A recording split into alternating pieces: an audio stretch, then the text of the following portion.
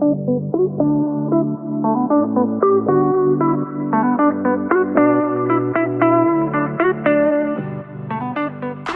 everyone, and welcome to the very first episode of the WTD podcast. My name is Kyia Mochitani, and I'm your host for today's episode. Every episode, it'll be me right here. So, for the basis of this episode and why I wanted to start with this topic and why I thought it'd be a really good idea is I'm just going to share all of my life struggles. I'm going to lay it all on the table. I'm going to be vulnerable with you, which is a little hard for me sometimes. So, I want you to get to know me. I want to get to know you. I want you to feel comfortable feeling all the feels when we're here and being yourself and all the things like that. So, without further ado, let's get started. I'm currently 19 years old, enrolled at community college in Orange County called Saddleback Community College. And I'm doing all online classes, so nothing too crazy there. For school, my freshman year of college, I went to the University of Mississippi. Whoa, Kyia, like so random. Trust me, I got that so much when I was there too. I get it. But I was like, you know what? Like I want something new. I want a big SEC school. I want a big Greek life. Like that's what I want. And I get there and turns out it wasn't for me. And I had to learn how to be okay with that, you know. That school, Ole Miss, is incredible. It's such a tight-knit community. It is so family-oriented. Everything that I wished for, hoped for, wanted in a school and more. But as I grew and stood true to who I am, it just turned out not to be for me, right? And that was hard for me to make that decision. I had a lot of fear during that time when I, made the decision I was going to transfer because, first of all, fear. I was scared of my parents. I didn't know what they were going to say. I didn't know if they would support me. I was afraid of hurting my friends, leaving, some incredible people that I met there.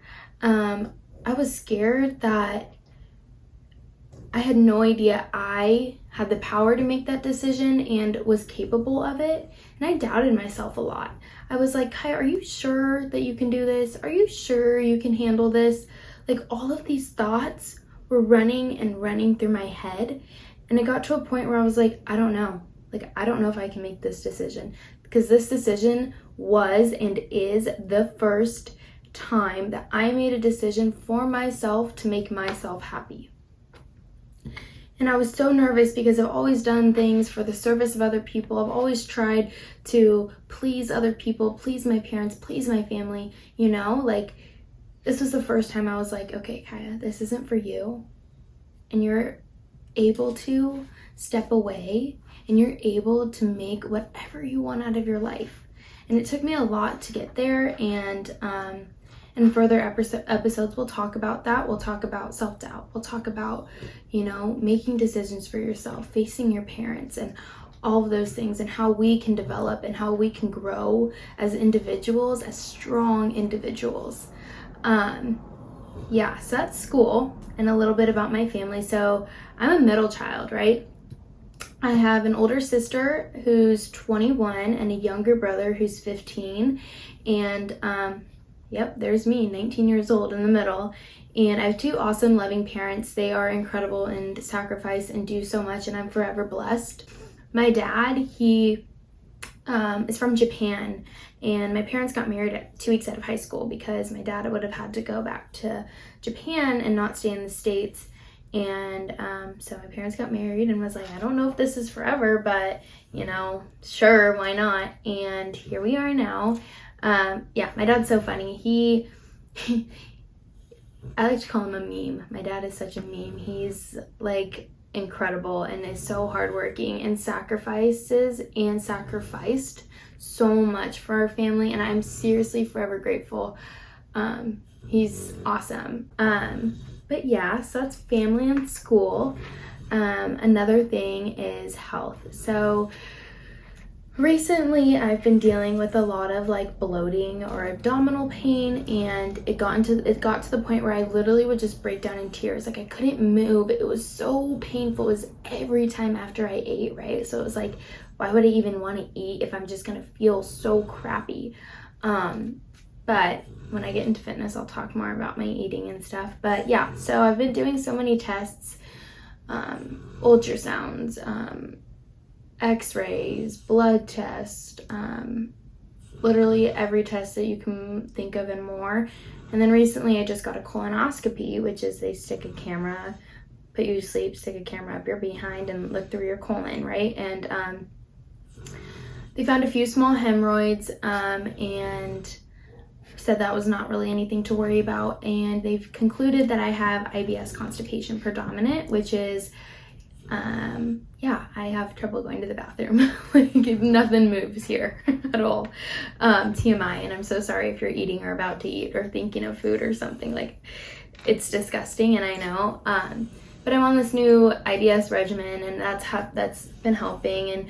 And a lot of the stress I put on my body was from, you know, my fitness journey, which I'll talk about that now. So when I first started working out, I fell in love with it, right? And I was going through a lot. I had a lot of insecurities. I didn't know who I was. I didn't know what I stood for. It was just really tough, right?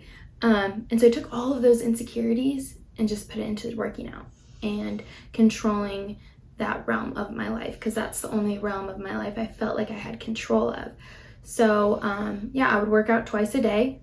I would eat probably like 900 calories a day, and the times that I wasn't either sleeping or at work or at school or working out was in front of the mirror and picking apart every inch of my body. That time in my life was, it had been December 2020. So during COVID is when I started working out. And that time was the hardest for me. I lost a lot of friends. I never went out when my friends wanted to go eat. I would either sit there and watch them eat, or I would bring my own food, which was food in quotations, like not really food, right? Like it was nothing. Yeah, I would only, whenever my friends and I would hang out, I'd only talk about the gym. I would only lay down on the couch and sit on my phone. Like I didn't have the energy to interact with anyone. I didn't have my personality. I didn't have control of my results in my body, right? Little did I know results take years and years and consistency for, you know, things to come about. But yeah, I damaged my body so bad that literally, for my women out there, I lost my period for a year. I just got it back this past summer in June. It was the first time in a year. And then July, didn't have my period again. Like, even though I went to the doctor and the gynecologist said that's normal when you're, you know, getting back into your cycle. But I didn't feel healthy. I didn't feel good in my body. Even when I was at my smallest, my teeny tiniest point in my life, I still hated every single aspect of my body.